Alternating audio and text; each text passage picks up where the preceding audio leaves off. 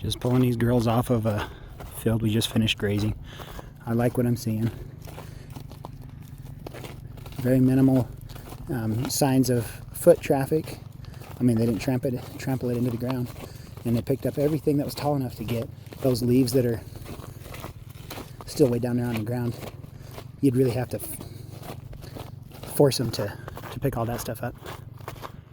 So, did a good job. Sheep like high places. It gives them a sense of security. Look at all these girls just,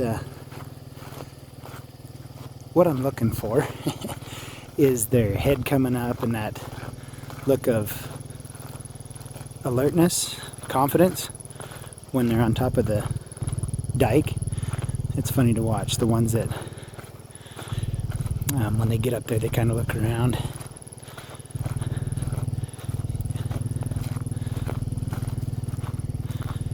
You can tell they like that little bit of an edge of being on higher ground. We're about to get out on the highway.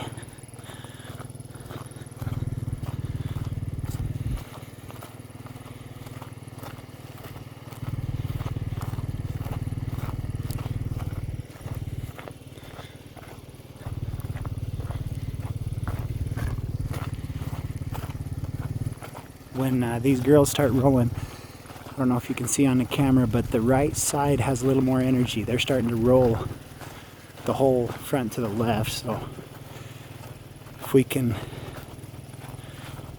get some energy on this left side where I'm at, they should roll out on the road going right.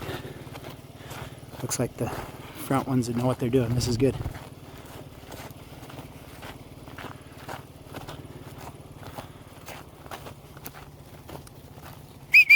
Yep, girls. Yep.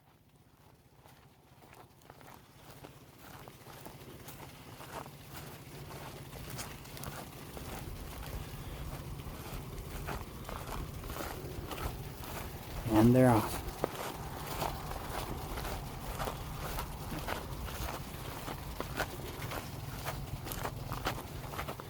That's perfect.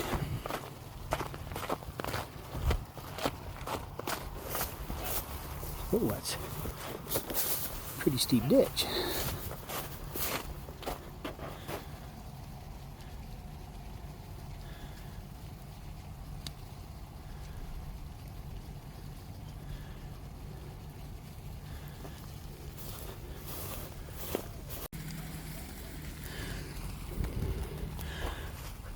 I had to run through the canal to get up ahead of them and turn the corner. But we got them.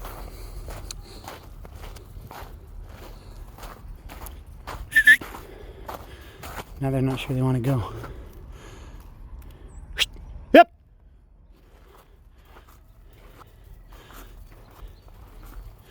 Yep, girls.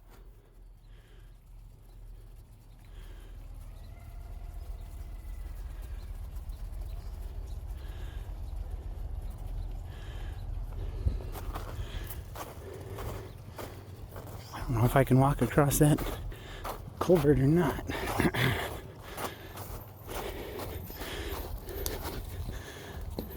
That's not too icy.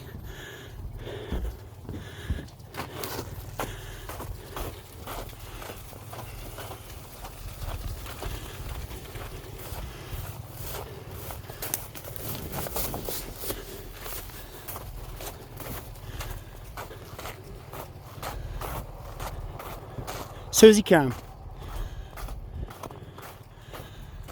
I'm trying to stay out of their pressure zone a little bit so they're not running more than they have to, but still be up close enough to the front if they're trying to go one side or the other, that I'm there to keep them on track. But you can see the bubble my presence with the dog makes. Oh, you see how they're going back now? We need to go back faster than them. And then they turn around.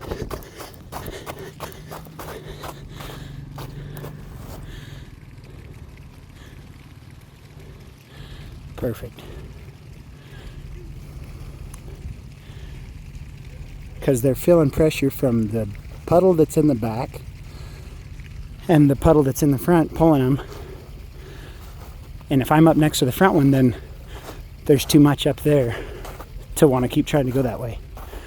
So that's why I need to get back closer to the back, and then that'll free them up so they can go get back in with the lead group.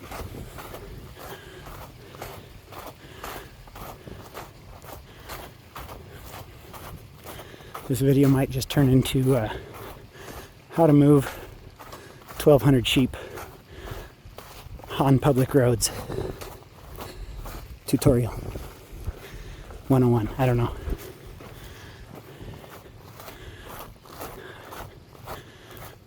My dog has abandoned me again. She likes to work back there with my daughter because she doesn't yell at her as much as I do. Always being in the back of the herd is easy work. You don't have to understand all of the nuances that I just showed you about where your pressure can split the herd, how far away you have to be. Anyway, I got a call coming in. Okay, this is great. You'll never believe what the phone call was about. The guy I moved yesterday, we need to get a corral set up next to the field where he's on so we can vaccinate him before they go to the lambing sheds and go into lambing. And he was wondering if we were coming to set up the corral today. I told him we got a few other brands in the fire. He's like, oh good, I was gonna start making bread. He just wanted to make sure that we weren't coming to interrupt his sheep herder bread making. Love it. If you've ever had Argentine bread, it's awesome. It's a meal all by itself. Anyway, I was gonna mention here where we're got these sheep lined out on this road. I'm hanging far to the left, staying away from them. If they started cutting to the right, I would have to run like right through the middle of them to head them on the right. You'd think that'd make a huge splash, but it's not as bad as having the whole herd go into somebody's yard or into a field that's not theirs.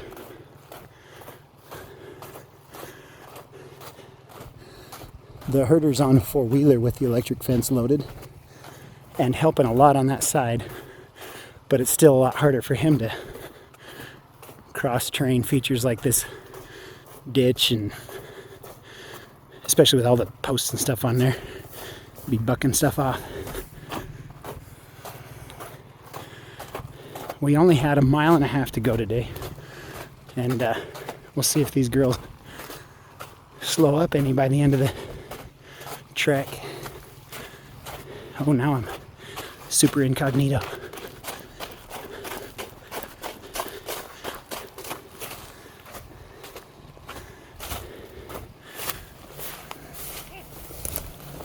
Yep, they're turning.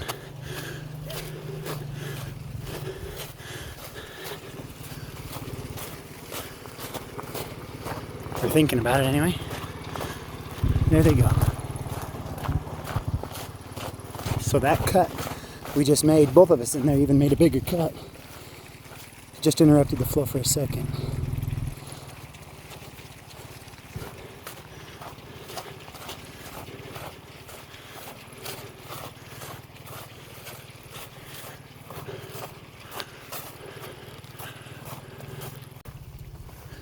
Trying to keep them off the people's yards. I even feel bad walking across the fresh snow. I like the leave no trace, but it's better that I walk across there than the whole herd take a spin in their yard. But things have calmed down considerably.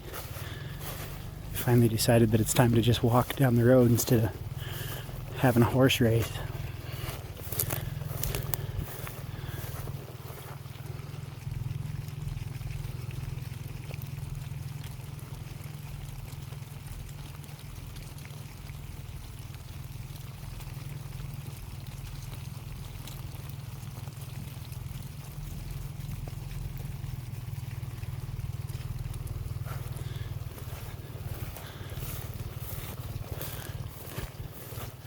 These plants are the worst thing for wool. Call them sandburrs. And I'm surprised they're not sticking to the sheep from this far away. Seems like they jump to be able to get in a sheep's wool.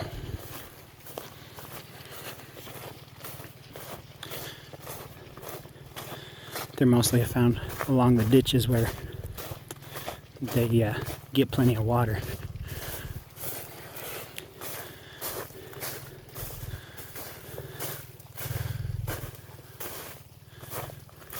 Yeah, see how much calmer they are now? I'm about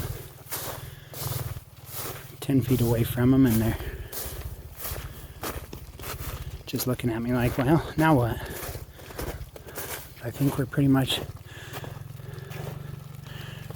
got them there. We'll get past these big trees in that next house.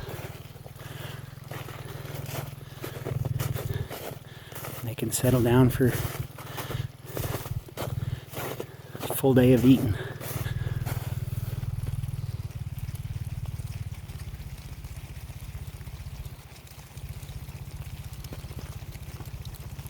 Good sheep.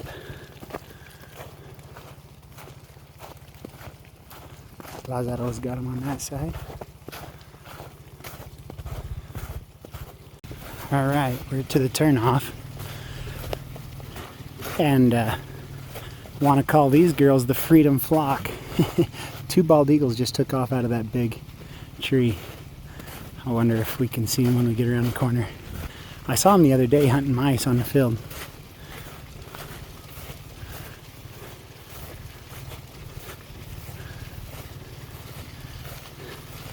It's funny how the energy just picked up. The first ones were like, hey, we're done hiking. And took off running out in the field. And now all of a sudden the whole herd knows. They can just feel the excitement for food. I can relate, you know.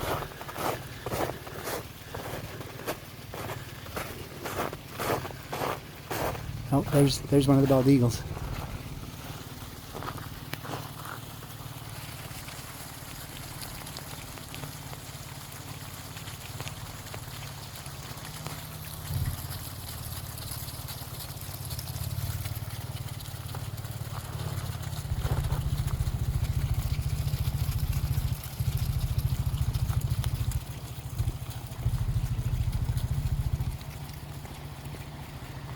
We'll call that a wrap.